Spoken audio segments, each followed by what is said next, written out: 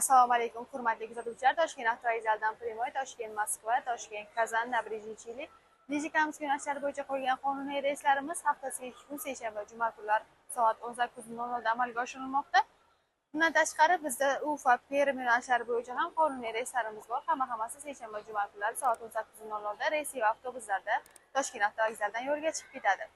Bizning avtobusimizda shart-sharoitlari bilan tanishtirib o'tadigan bo'lsam, 2 ta monitor, 2 ta kuler, zaryadchik moslamalari, qishin yozda ishlaydigan konditsionerlar. Bundan tashqari siz o'zingizni 50 kilodan 60 kilogacha yuk olsangiz bo'ladi. 51 ta messidan iborat komfort avtobuslarimiz. Hech qanday ortiqcha odamlarsiz. 3 ta shofyorlar orqali 2-3 kunda siz bemalol manzilingizga yetib olishingiz mumkin.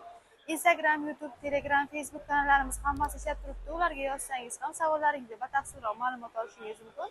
Hozir bizga qo'ng'iroq qilib, joylaringizni ham onlayn, ham offlayn band qilib, Instagram, Telegram, YouTube kanallarimiz, avtobuslarimiz sharoitlari bilan tanishib chiqishingiz mumkin.